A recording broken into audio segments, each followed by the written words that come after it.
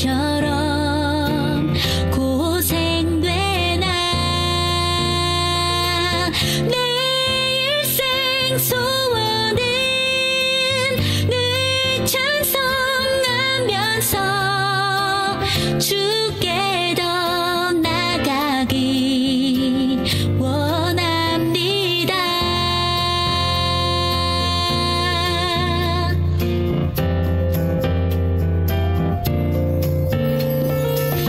내 고생하는 것 옛 야곱이 돌베개 베고 잠 갔습니다. 꿈에도 소원은 늘 찬송하면서 주께 더 나가기 원합니다.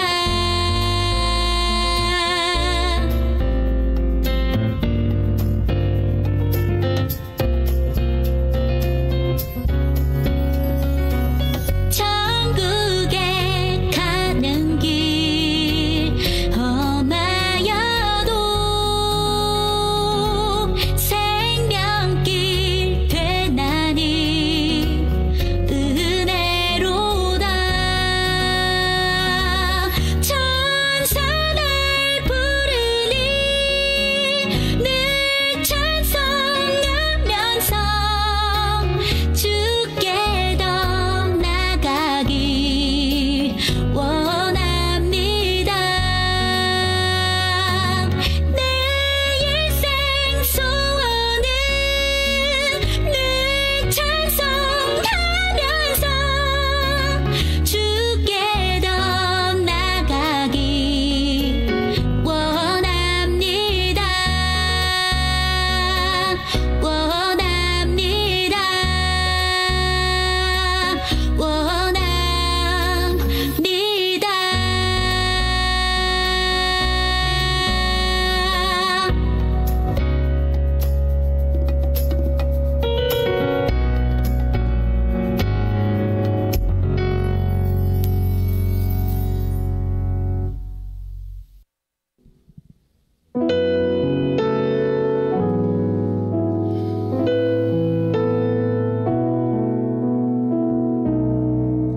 내 모든 소망이 끊어졌다 해도 내 모든 기회가 없어졌다 해도 좌절과 절망이 나의 앞에서 나를 기다린다 해도 내 모든 희망이 사라졌다 해도 내 모든 계획이 무너졌다 해도 슬픔과 고통이 나의 앞에서 나를 기다린다 해도 주님은 절대 포기하지 않으시죠. 내가 모든 걸 포기할 때 나를 일으키죠. 주님은 나를 너무도 나를 영원히 나를 사랑하죠. 내 모든 희망이 사라졌다 해도 내 모든 계획이 무너졌다 해도 슬픔과 고통이 나의 앞에서 나를 기다린다 해도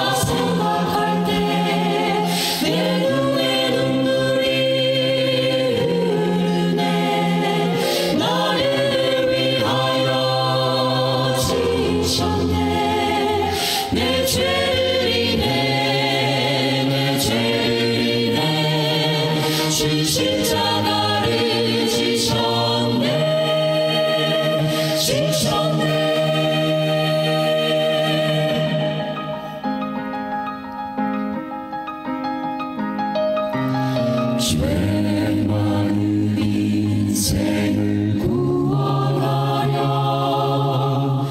십자가 고통을 받으신 주, 날 위한 그 사랑 고마워라. 나 영원히 주님만 섬기겠네. 거친 저 십자가 생각할 때 내 눈에 눈물이 흐르네. 나를 위하여 지셨네. 내 죄를 인해, 내 죄를 인해 주 십자가를 지셨네. 지셨네. 지셨네.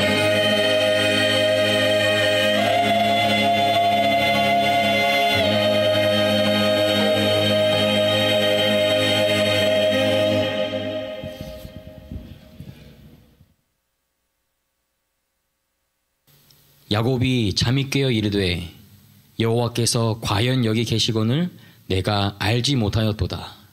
이에 두려워하여 이르되 두렵도다 이곳이여, 이것은 다름 아닌 하나님의 집이요 이는 하늘의 문이로다 하고. 여러분을 예배로 초청합니다.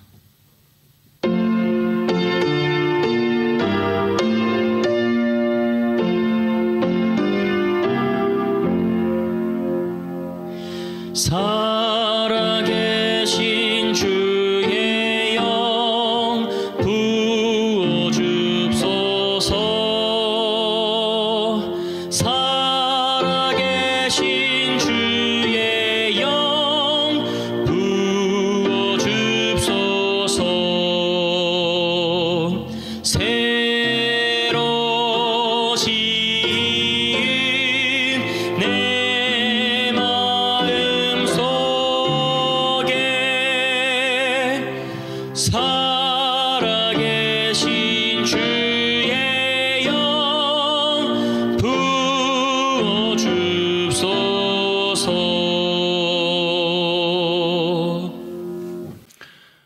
살아계신 우리의 아버지 하나님, 지난 한 주간 주의 백성들의 마음을 지키시고 몸을 지켜주신 그 은혜에 감사드립니다. 사단이 우는 사자같이 우리의 심령을 삼키려 했으나 말씀을 기억하게 하시고 말씀을 묵상하게 하시고 말씀을 실천하게 하심으로 하나님의 백성들이 시험을 때때로 이기고 주님의 살아계심을 바라보게 하시네 감사드립니다. 아버지 하나님, 오늘 이 말씀을 듣는 백성들이 말씀을 믿는 백성들에게 인도하여 주시옵고 하나님의 은혜와 능력과 힘을 경험하는 오늘과 다음 한 주간이 될 수 있도록 인도하여 주시옵소서. 우리의 구원자요 생명의 시여자가 되시는 예수 그리스도의 이름으로 간절히 기도드리옵나이다. 아멘.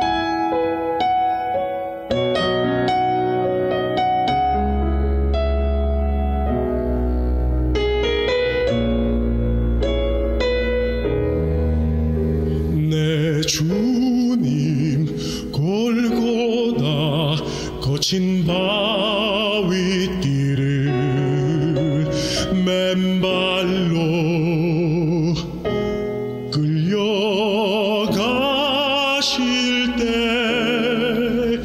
밤새도록 채찍 맞아 찢긴 등에 흐르던 피 상한 발자국 자국 붉은 꽃잎 일었네.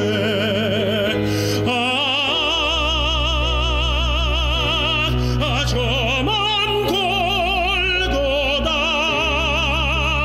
비틀거리며 쓰러지실 때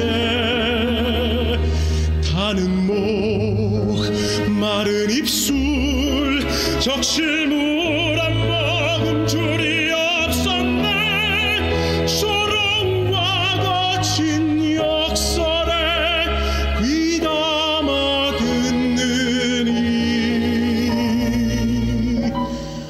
하나 없었네.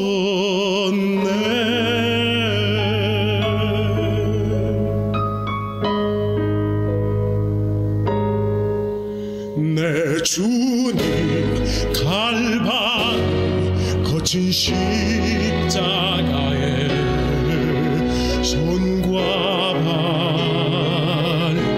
못 박히실 때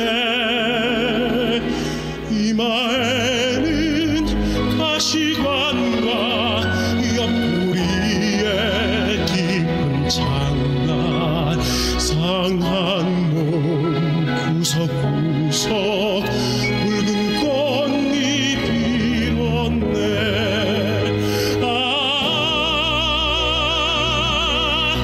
저먼 갈바리 목이 마르다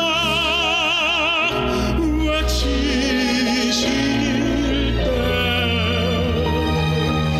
타는 목 마른 입술 적실물 한 모금 줄이 없었네. 인원과 손가락질에 귀담아 듣느니 하나 없었네.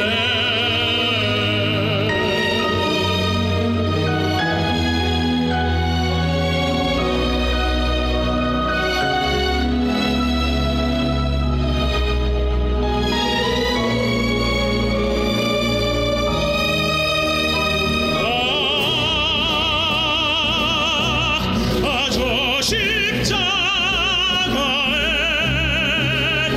한 방울도 남김없이 흘리신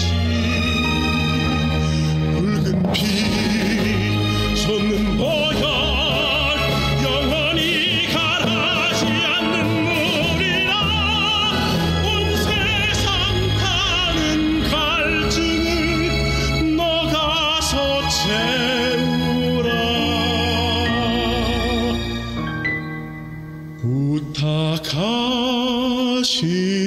부탁하시네.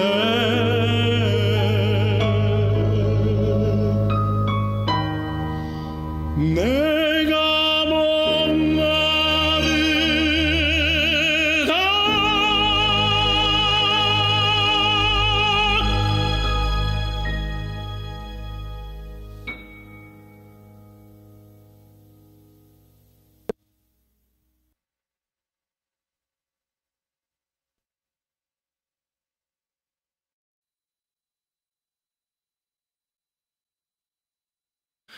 사랑하는 성도님들, 지난 한 주간 평안하셨죠? 예, 우리가 생각하기에 평안하지 않은 한 주 같아도 그게 평안한 겁니다. 하나님께서 막아주지 않으셨고 내 방향을 잡고 있는 천사가 손을 놔버렸으면요, 여러분들 정말 큰일 날 뻔하셨습니다. 하지만 하나님께서 말씀으로 여러분들을 지켜주시고 실제적으로 여러분들의 온 몸을 휘감고 모든 것을 붙들어 주시고 막아주셨기에 여러분들 그 어떤 어려움이 있던 한 주라도 여러분들의 원래 당할 고난보다 훨씬 더 평안한 한 주를 보냈음을 기억하시고 주님께 감사드리시는 모든 하나님의 백성 되시기를 간절히 바라겠습니다. 오늘은 뇌 알겠습니다 라는 제목으로 하나님의 말씀을 선포하도록 하겠습니다. 민수기 14장 9절 말씀을 제가 봉독해 올리겠습니다. 오직 여호와를 거역하지 말라. 또 그 땅 백성을 두려워하지 말라. 그들은 우리의 밥이라. 그들의 보호자는 그들에게서 떠났고 여호와는 우리와 함께 하시느니라. 그들을 두려워 말라.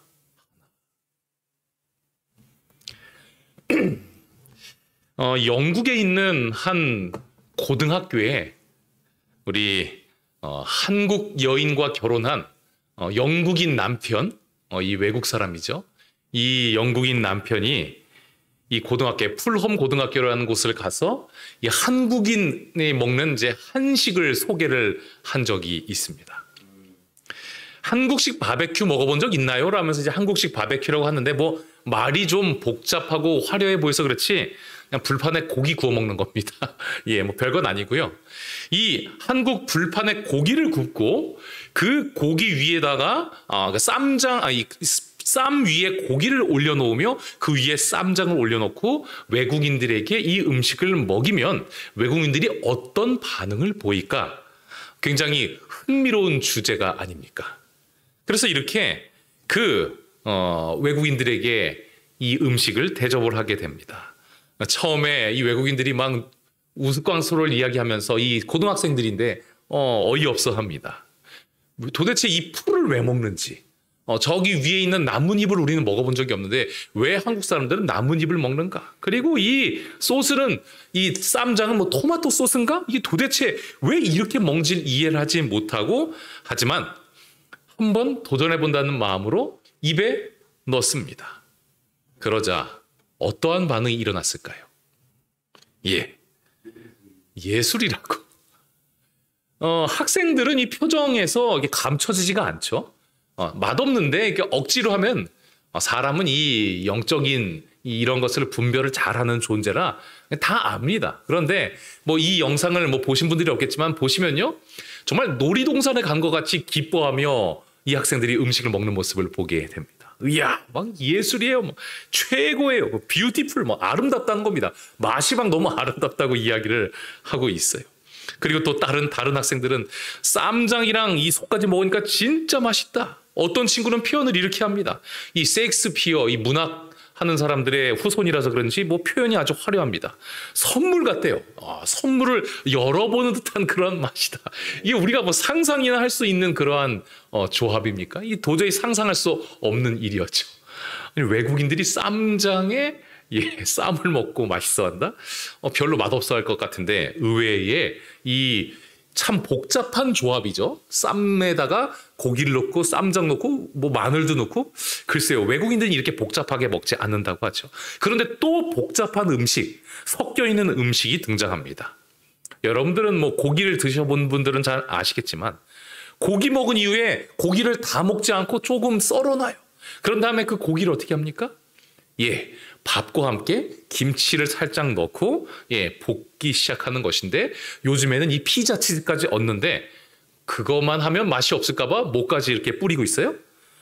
뭐 거의 사기 재료라고 하는 김가루까지 뿌리고 있는 모습을 보게 됩니다. 이 김가루 뭐 MSG 많이 들어갔어요.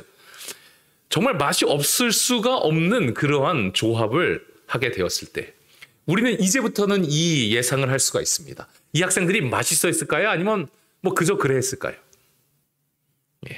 표정으로 답을 드리도록 하겠습니다. 이렇게 맛있어하는 모습을 보게 되죠.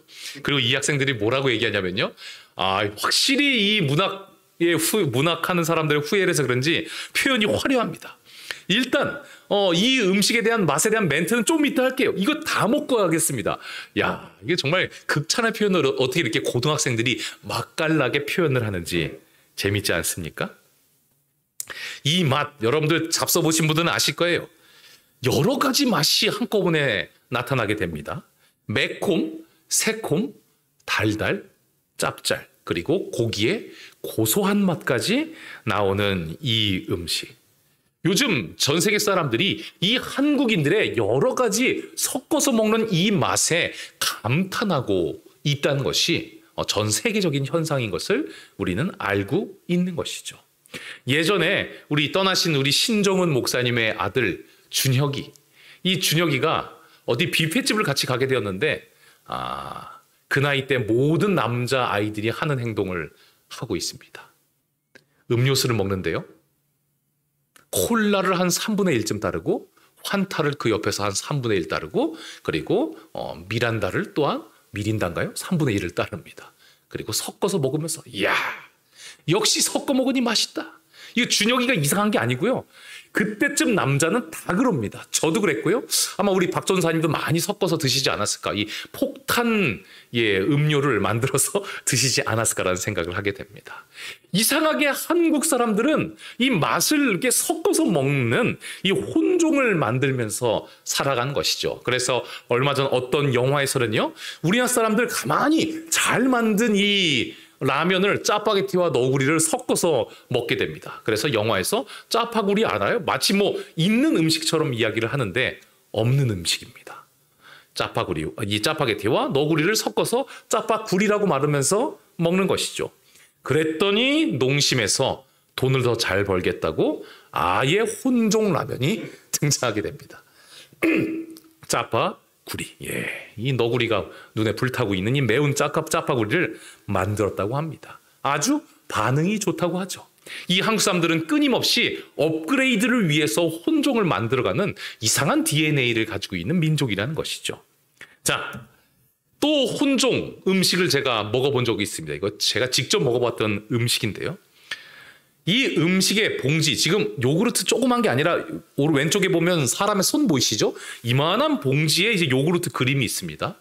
저희 집사람에게 같이 장을 보면서 이야기했어요. 이상한 감자칩이라는데, 요구르트 맛이라는데 궁금한데 한번 먹어보면 안 될까? 저희 집사람이 완강하게 거부했지만 그래도 이 대형마트에서 만든 건데 이상하다고 써있지만 정말 이상하면 이런 이름을 붙였을까? 이상할 리가 없다 하면서 열고 먹게 되었습니다. 저희 아이들에게도 한두 개씩 나눠줬죠. 그리고 바로 봉지를 잠그고 버려버렸습니다. 왜냐하면 정말 이들이 말한 것처럼 거짓말 아니었어요. 이상한 맛이었습니다. 제가 정말 먹는 것을 좋아하는 거 다 아시지만 도저히 한 개 이상 먹을 수가 없는 정말 이상한 감자칩이었습니다. 이런 걸 요즘 사람들이 뭐라고 얘기하냐면요. 끔찍한 혼종이라고 이야기합니다. 짜파구리 같은 건 좋은 혼종이고요. 아주 이해할 수 없는 끔찍하다는 것입니다. 요즘 사람들이 어떻게 쓰든 더 맛있는 것을 찾아내라 하다 보니까 끔찍한 음식들도 태어나게 되는 것인데 그것이 바로 삼겹살 빙수라고 합니다. 팥빙수 같은 이 얼음 위에다가 삼겹살을 넣고 먹으면 글쎄요. 저는 삼겹살은 안 먹어봤지만 뭐 안 먹어도 우리 교인이 아니래도 먹지 않겠습니다. 예.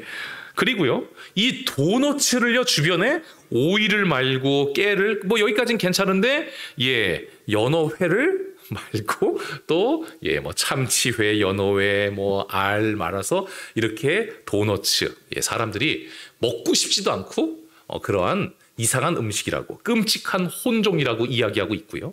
자, 여러분들 이게 무슨 음식인지 아십니까? 김치입니다. 매운 김치인데 밑쪽에 검은 쪽에는 검은 초콜릿을 바르고 그 위쪽에는 하얀 초콜릿을 만들어서 그렇습니다. 매운 김치랑 이 초콜릿의 조화를 통하여 정말 쳐다도 보고 싶지 않은 이러한 음식을 만들게 되었던 것이죠. 자, 왜 이렇게 끔찍한 혼종을 만드는지.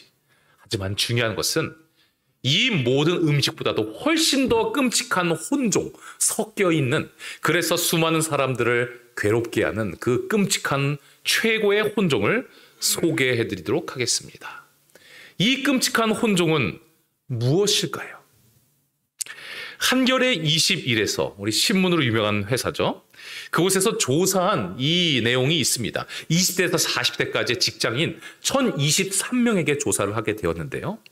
그 직장인들이 1023명이 적어도 하루에 30분 정도는 이거를 한다. 이 네모.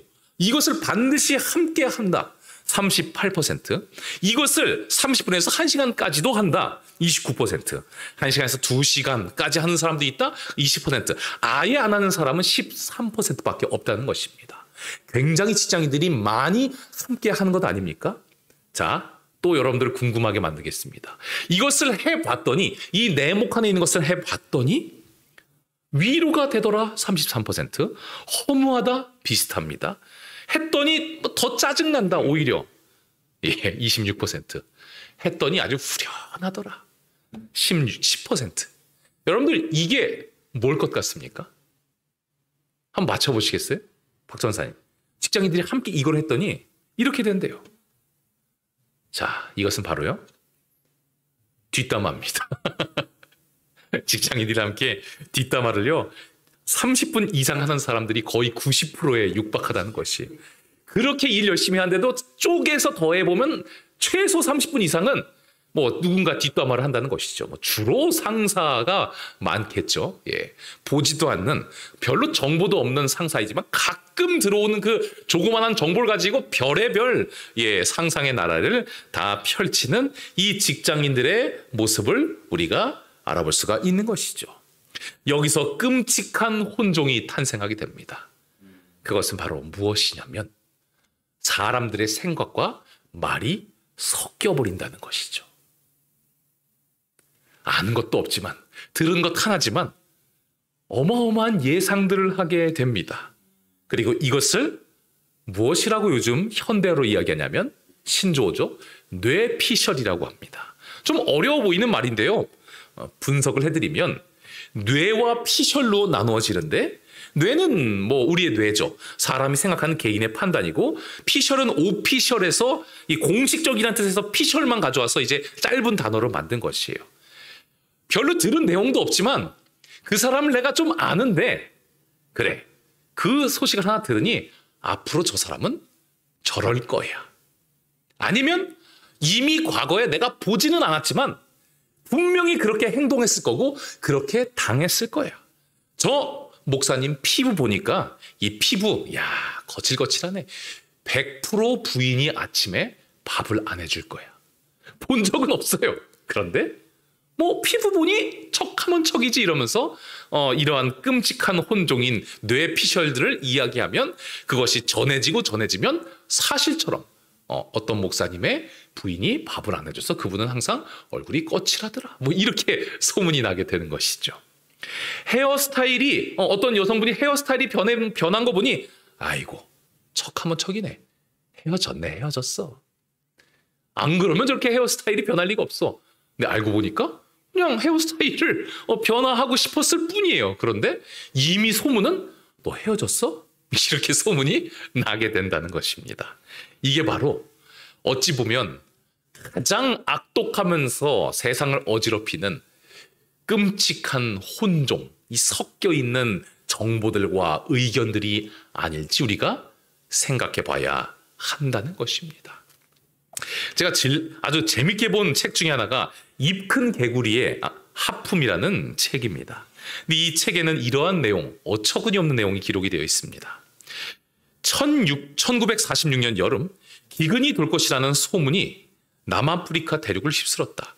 소문을 듣고 놀란 2만 명이나 되는 소작농들이 농토를 버리고 도시로 도망가 버렸다. 그런데 사실 곡식들은 잘 자라고 있었고 날씨도 추수하기에 정말 좋은 기후였다. 결과적으로 아무도 걷어가지 않아서 농사는 망치게 되었고 수천 명의 사람들이 기아에 시달리게 되었다. 기근이 든다는 소문은 사실이 아니었지만 결국 사실이 되고 말았다.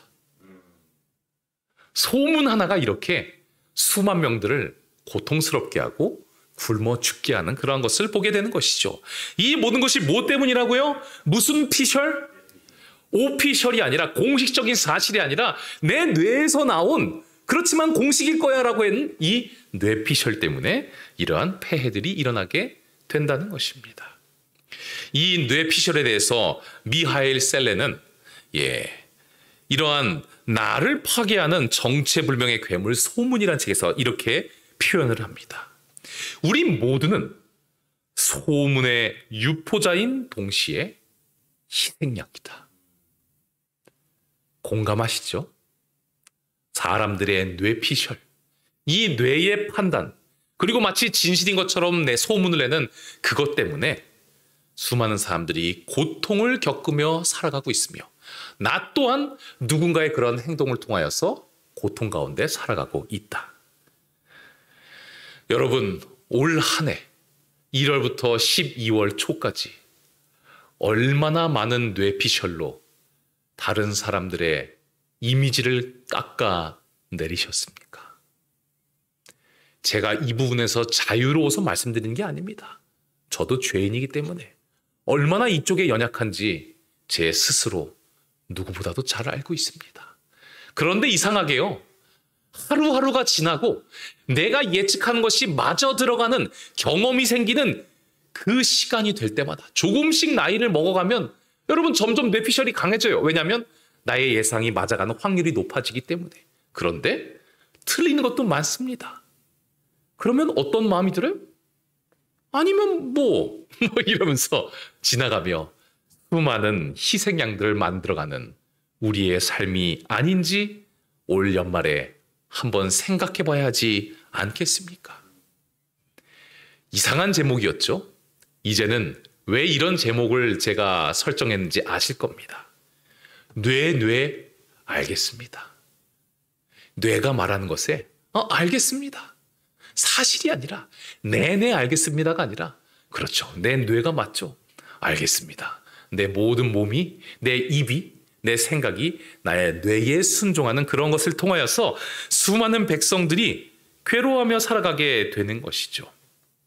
제가 여러분들에게 뒷담화했다고, 뇌피셜 이야기했다고 여러분들을 혼내거나 그리고 여러분들에게 뭐 그런 식으로 살지 말라고 그렇게 명확하게 이야기하는 그런 것이 아닙니다. 제가 뭐 하나님도 아니고요. 하지만 이제 더 이상 뇌피셜 이야기하지 마라. 너 그러다가 정말 혼나는 수가 있다. 이러한 내용보다 훨씬 더 고급스럽고 훨씬 더 사람의 마음을 변화시킬 수 있는 그러한 방법과 성경의 진리를 제시해 드리고자 합니다. 뇌 알겠습니다보다 더 좋은 것을 소개해 드리면 우리가 이것을 줄이는 삶을 살아갈 수 있지 않을까요? 성경에 뇌 알겠습니다 했던 사람들을 먼저 살펴보고 그렇지 않은 사람들과 비교하며 어떠한 백성이 더욱더 큰 유익을 얻는지 한번 계산해보고 판단해보는 시간을 갖도록 하겠습니다. 민수기 13장에는 우리가 잘 알고 있는 내용이 등장하죠. 하나님께서 모세를 통하여 12 정탐꾼을 이 가데스바니아를 정탐하게 하십니다. 그곳에 들어갔는데 얼마나 분위기가 처음 좋았는지 몰라요. 정탐꾼들이 돌아오면서 무엇을 메고 옵니까? 뭐 들고 오는 게 아니라 멜 수밖에 없는 어마어마한 이 가나안의 포도를 들고 오니 그 모습을 보며 아니 하나님께서 젖과 꿀이 흐르는 그 가나안이라고 말씀하신 것이 정말 맞구나. 백성들의 이 흥분이 뭐 최고조로 올라갑니다. 이야 저기 막 가기만 하면. 그런데 조금 있다가 그 포도를 차라리 안 본 게 나을 만한 증언들이 나타나게 됩니다. 너희들 이 포도가 있는데 못 먹어. 요즘 애들이 뭐 아니야 뭐 이런다는데 저 포도 못 먹어 이러면서 이야기를 하는 겁니다. 왜냐하면 그곳에 갔더니 어떠한 일이 있어요? 이 뒤에 있는 정탐꾼들이 야 거기 갔더니 뭐 얼마나 그냥 키가 크고 등치가 좋은지 모른다. 그 등치 좋은 사람들이 어디서 보고 있더라? 이 성 위에서 이러고 오기만 해라 그냥 잡아먹어주지 이러면서 이 아낙 자손 이 네피림 후손과 같은 사람들이 쳐다보고 있으니 아이고 우리는 메뚜기였더라. 포도 그냥 오늘 이 따온 포도 먹고 돌아갑시다 이러면서 이 정탐꾼들이 백성들의 사기를 꺾는 이야기를 하게 되는 것입니다. 자 그러면서 일들이 벌어지게 되는 것이죠. 그런데요 이러한 이야기를 하며 그리고 또한 어떠한 이야기를 하냐면 우리가 능히 올라가서 그들을 치지 못하리라. 그들은 우리보다 강하니라. 여러분들 이 이야기를 하는 10 정탐꾼이 가만히 냉정하게 생각해 보면 이상한 사람들입니까? 여러분들 이상해요? 정말 육체적으로 강한 사람들, 이 강한 사람들과 싸우지 말라는 것이 여러분들 이상한 판단입니까? 여러분들 지나가던 이 등치가 큰 조직폭력배 분들이 계시면요. 그분들이 뭐 이상한 걸 하든 뭐 침을 뱉건 그런 행동을 하면 거기 가서 침 뱉지 마세요 라고 여러분들 주변 사람들에게 가르쳐요? 아니면 힘센 사람이니까 웬만하면 성질 건들지 마라 이렇게 이야기합니까? 우리도 그렇게 이야기하잖아요. 이 열 정탐꾼들을 이상하게 생각하지 마시기 바랍니다. 매우 상식적인 사람들, 어찌 보면 현실적이고 아주 똑똑한 사람들, 그런 사람들이라는 것이죠.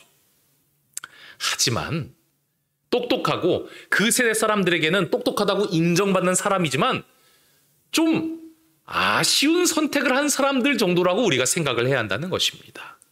왜냐하면 그들은 네 알겠습니다라고 안 해도 됐어요. 왜냐하면 다른 백성들이 아니라 지금까지 하나님의 기적을 바라보고 함께 동행했던 백성들이었거든요. 그래서 네 알겠습니다 안 해도 됐어요. 그런데 굳이 하게 되었던 것이죠. 하지만 네 알겠습니다를 안 한 두 명이 등장합니다. 잘 아시죠? 갈렙과 여호수아입니다. 그들이 외치죠. 그들은 우리 밥이다. 그러므로 두려워하지 말라. 하나님께서 우리와 함께 하시는데 그들이 뭐 우리보다 키가 2배가 크든 3배가 크든 무슨 문제가 있었느냐. 우리는 네 알겠습니다 하지 말자라고 이야기합니다. 이 뒤에 사람들이 네 알겠습니다라고 이야기하였지만 이 갈렙과 여호수아는 아이고 우리 네 알겠습니다 하자라고 이야기하는 것이죠. 여러분 99%의 사람들이 이 파란색 동그라미에 있는 사람들을 미치광이라고 표현합니다. 그리고 실제로 그들을 돌로 쳐서 죽이려고 했던 역사가 성경에 등장하게 되는 것이죠. 이 세상에서 명성을 얻고 행복하려고 하는 백성들은요. 네 해도 되십니다. 그렇게 사세요. 관계없습니다. 하지만요. 그보다 더 좋은 복을 얻고 싶은 마음이 요만큼이라도 있으신 분들은 우리 갈렙과 여호수아처럼 살아봅시다. 지금 갈렙과 여호수아도 다 이해하는 것이 아니에요. 그들이 뭐 여리고성이 무너진 거 본 적도 없고 들은 적도 없어요. 그런데 여태까지 내내 했더니 하나님이 하시라는 대로 했더니 뭐 문제가 생긴 적이 없어요. 그때도 예전에도 내내 하기 전에 뇌 할까 하다가 아유 그냥 내내 했던 그런 마음으로 살아갔더니 항상 문제가 잘 해결되었으니 이번에도 내내 합시다. 무식한 믿음, 광신도 같은 믿음이 결국 더 효과가 있었음을 그들이 알았어요. 이성적인 믿음보다 그냥 하나님을 따르는 순종의 믿음이 더욱더 큰 은혜가 되었음이 분명하였기에 이제 우리 제발 뇌 좀 믿지 맙시다라고 이야기하는 이 갈렙과 여호수아. 우리는 어떠한 사람들의 선택을 하며 살아가야 할까요? 교회 증언 4권에는 이런 말씀이 있죠. 갈렙과 여호수아의 믿음은 풍부한 보상을 받았다.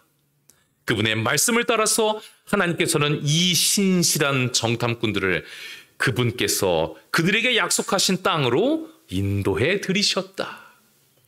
겁쟁이들과 반역자들은 광야에서 멸망했지만 의로운 정탐꾼들은 에스골 골짜기에 포도를 먹었다.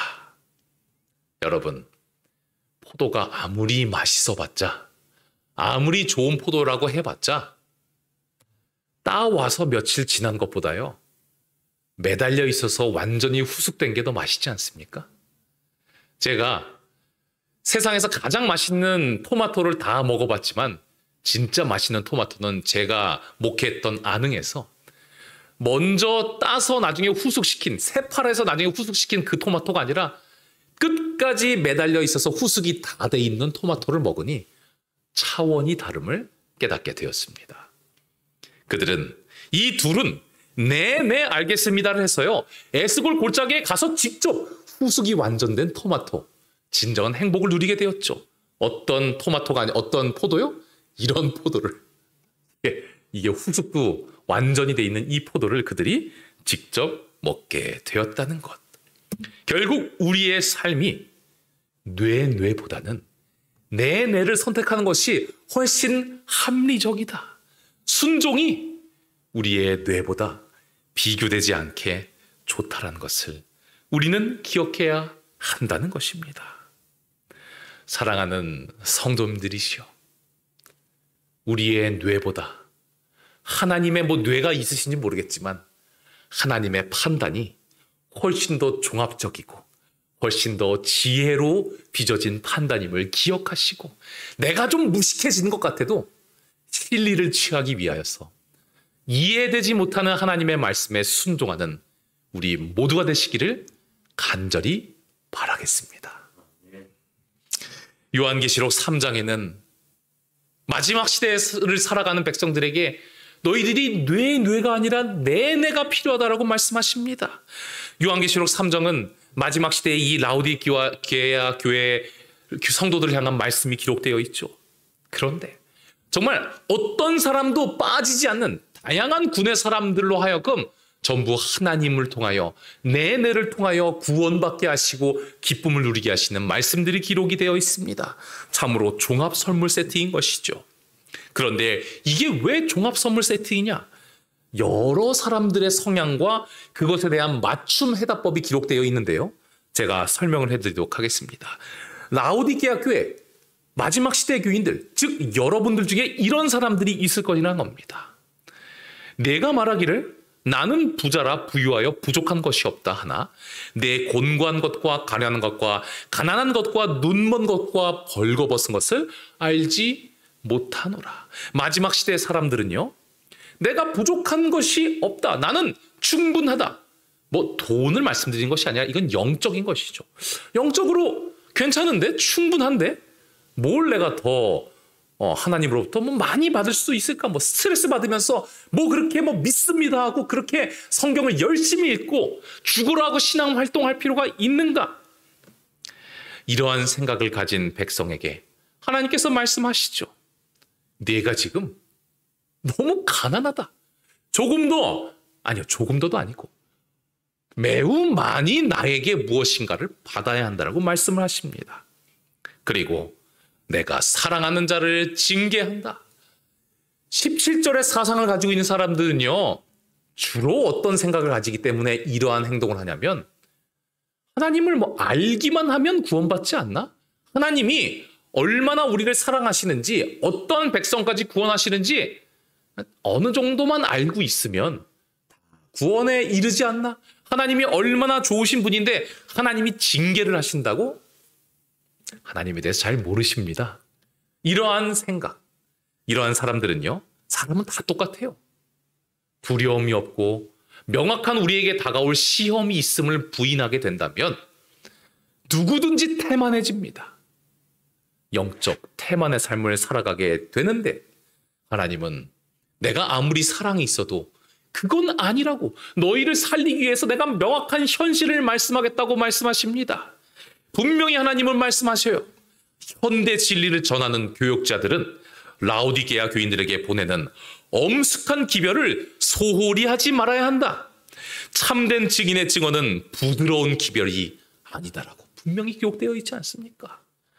일단 부드러운 말만 전하는 목사님들이 있다면 거짓 선지자입니다. 주님께서는 그들에게 너희는 거의 옳다, 너희는 결코 받을 이유가 없는 징벌과 견책을 받았다, 너희는 가혹함을 위하여 불필요하게 낭망을 당했다, 너희는 책망받은 그 잘못과 죄에 대해 허물이 없다 고 말씀하지 않으신다. 참된 증인은 그대가 진정으로 변형의 훌륭한 형편에 처해 있다고 추측하고 있지만 사실은 그대가 모든 것에 결핍된 상태에 있다고 선포한다. 연이어서 읽어드리겠습니다. 그리스도께서 이 책망의 증언을 하셨으므로 그분의 백성에 대한 그분의 부드러운 사랑이 결핍되어 있다고 우리가 상상할 것인가? 이런 극단의 생각까지 하나님 다 예측하셔서 말씀하십니다. 오, 아니다. 인간을 죽음에서 구하시기 위하여 돌아가신 그분의 거룩한 사랑으로 사랑하시며 사랑하는 자들을 책망하신다. 무릇 내가 사랑하는 자를 책망하여 징계하노니. 하지만 가슴 아픈 말씀이 기록되어 있죠. 그러나 많은 사람들은 하나님께서 자비로 그들에게 보내신 기별을 받아들이지 않을 것이다. 내가 듣기에 싫고 잔소리 같고 나를 책망한 것 같으면 다 제해버리고 선택적 순종을 하라. 그것이 사탄의 기별이라는 것이죠. 그것에 심취되어 있어서 영적인 태만에 있는 백성에게 올바른 현실을 알려주시는 너희들이 아직 더 많이 먹고 채워야 한다. 그것이 바로 그 말씀을 또한 듣는 것, 네 알겠습니다라고 하는 것이 마지막 시대의 복 중의 복이라는 것을 잊지 않게 되시는 삼육서울병원 모든 성도들이 되시기를 간절히 바라겠습니다. 이러한 영적 태만의 백성을 하나님께서는 사랑하심으로 우리에게 곧 다가올 반드시 임할 두려울 현실과 미래에 대해서 성경에 얼마나 자세히 기록해 놓으셨습니까? 외면하지 마시고 구원받을 수 있다고 하시니 주님과 함께 오늘부터 더욱더 가까이 동행하게 되시는 하나님의 자녀들 되시기를 간절히 바라겠습니다. 이러한 이유만으로 영적 태만에 빠지지 않습니다. 또 다른 이유로 영적 태만에 빠져있는 백성들이 18절에 등장합니다. 이 18절에는 이러한 내용이 기록되어 있죠. 나는 너를 권하노니 내게서 불로 연단한 금을 사서 부유하게 하고 흰 옷을 사서 입어 벌거벗은 수치를 입지 않게 하라. 이 말씀은요, 이미 내가 구원받기 어렵다고 생각하고 불치병에 걸렸다고 생각하는 백성들에게 너 불치병 아니야. 제가 예전에도 금요일 설교 때 말씀드렸죠. 불치병이 아니라 난치병이야. 어려워 보이지만 내가 주는 약을 먹고 바르고 입으면 넉넉히 나을 수 있다. 이미 구원에 대해서 포기하고 사는 사람들, 내가 지금까지 이렇게 불성실하게 살아왔고 이런 내가 생각해도 난 구원 못 받아 하는 이러한 백성들에게 아니야, 구원받을 수 있어. 난치병이지만 넉넉히 돼. 이게 바로 예수님의 기별이고 이 기별에 네 알겠습니다 하면 된다는 것입니다. 여러분, 이런 사람들도 영적인 태만에 빠질 수밖에 없죠. 어차피 구원을 못 받는데 그냥 살던 대로 삽시다. 이 땅에서 한 몇십 년 더 사는 거 아주 즐기면서 행복하게 삽시다. 여러분, 성경은 다양한 사람들을 생각하고 그들에게 살아있는 말씀, 살릴 수 있는 말씀을 주신다는 것입니다. 나는 이미 글렀어라는 생각을 하고 있는 백성들에게 성경은 여러 가지 예를 제시하죠. 예수님 옆에 한 강도는요, 예수님께 살려주시옵소서, 주의 날에 제가 함께하기를 낙원에 이르기를 바랍니다라고 이야기하기 몇 시간 전에 예수님께 쌍욕을 날렸던 그러한 한 사람입니다. 아주 구원받기 부적합한 사람이었죠. 하지만 그가 내가 아직 안 늦었어라는 생각을 하는 그 순간에 그에게 구원이 임하게 됐던 것을 우리는 기억해야 한다는 것입니다. 자, 예수님의 충실된 제자였던 이 또한 집사였던 스데반을 조직적으로 죽여버렸던, 스데반만 죽였겠습니까? 수많은 그리스도인을 잡아서 감옥에 가두고 죽였던 가장 구원 못 받을 만한 이 바울, 원래는 사울이었죠.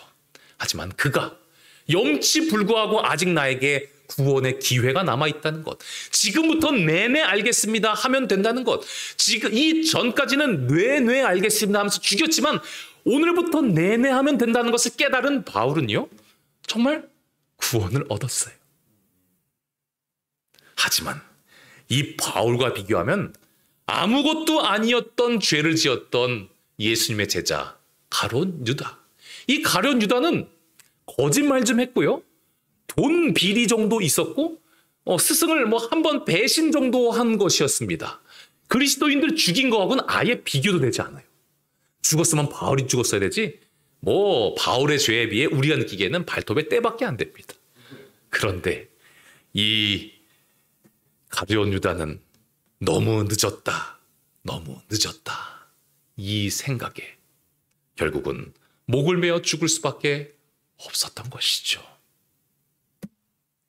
걱정하지 마시고 지금부터 여러분들 삶을 변화하고 또한 하나님의 말씀에 순종하는 삶을 해도 되니 넉넉하니 지금부터 바울처럼 살아가게 되시는 십자가의 한편의 강도처럼 살아가게 되시는 여러분들 되시기를 간절히 바라겠습니다.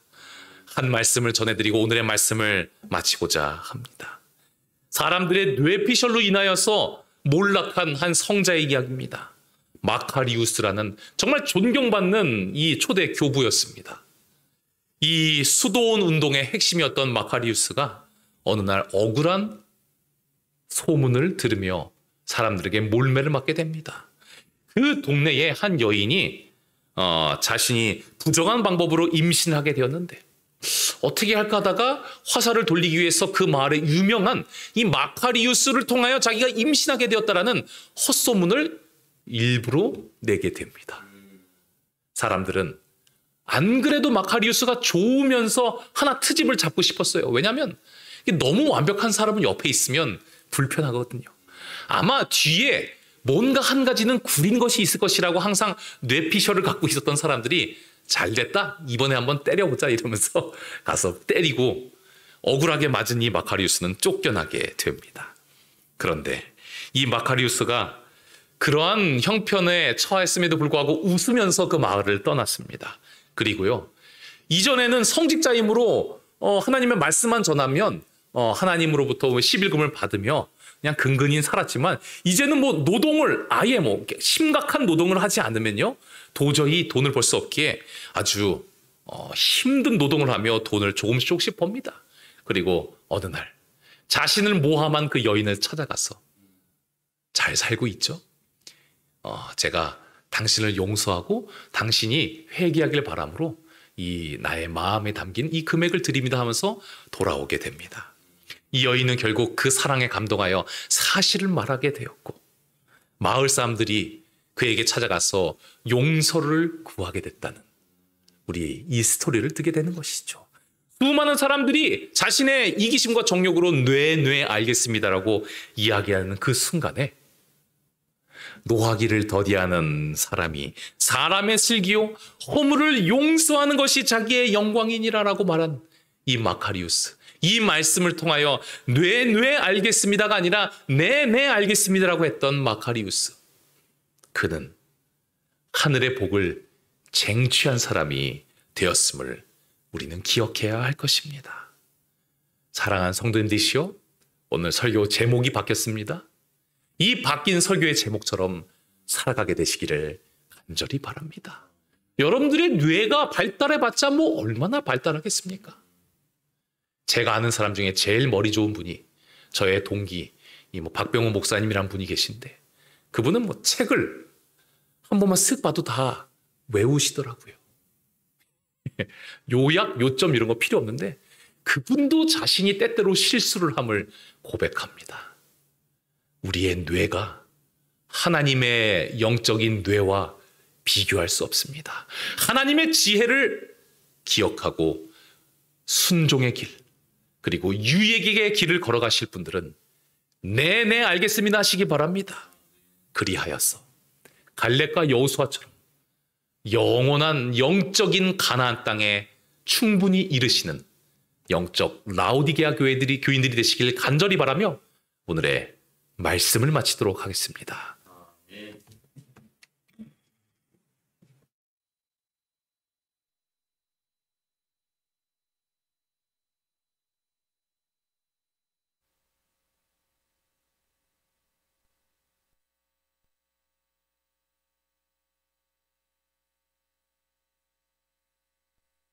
네, 60장 태산을 넘어 험한 길 가도 찬양하겠습니다.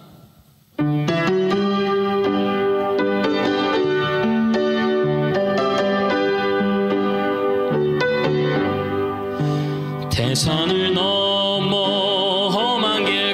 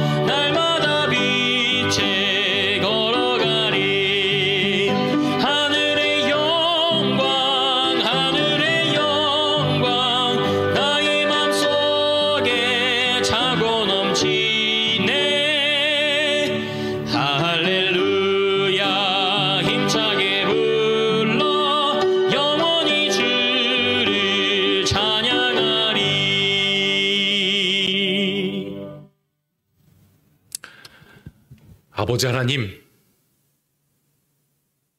우리의 잘못된 상상으로 수많은 백성들이 고통을 겪었음에도 불구하고 아직도 우리에게 치료 약을 허락하여 주신 은혜에 감사드립니다. 또한 하늘의 빛을 바라보지 못하고 수많은 사람들의 이설을 통하여 상처받은 우리가 주님의 주신 안약과 의의 옷을 통하여 완벽히 회복될 수 있음을 확신시켜 주신 그 은혜에 더욱 감사드립니다. 아버지 하나님, 오늘부터 우리가 우리의 뇌가 아니라 하나님의 말씀에 순종하는 뇌의 사람이 될 수 있도록 인도하여 주시옵소서. 하나님께서 넉넉히 우리를 구원하여 주신다고 약속하여 주셨고 이 땅에 하늘의 천국을 주신다고 약속하여 주셨사오니 이 순간부터 즉시로 하늘의 은혜와 복을 누리는 우리가 될 수 있도록 인도하여 주시옵고 우리의 심령의 죄의 문제가 해결되고 우리의 모든 스트레스를 주님께 드림으로 우리의 몸까지 하늘의 백성에 적합한 회복의 백성이 될 수 있도록 인도하여 주시옵소서. 오늘과 이후의 삶이 주님께 영광되는 삶이 될 수 있도록 인도하여 주시옵고 다음 한 주간도 은혜의 말씀, 확신의 말씀을 통하여 기쁨과 복을 누리게 되는 우리 모든 믿음의 식구들 될 수 있도록 인도하시길 바라며 우리의 구원자요 생명의 씨앗자가 되시는 예수 그리스도의 이름으로 간절히 기도드리옵나이다. 아멘.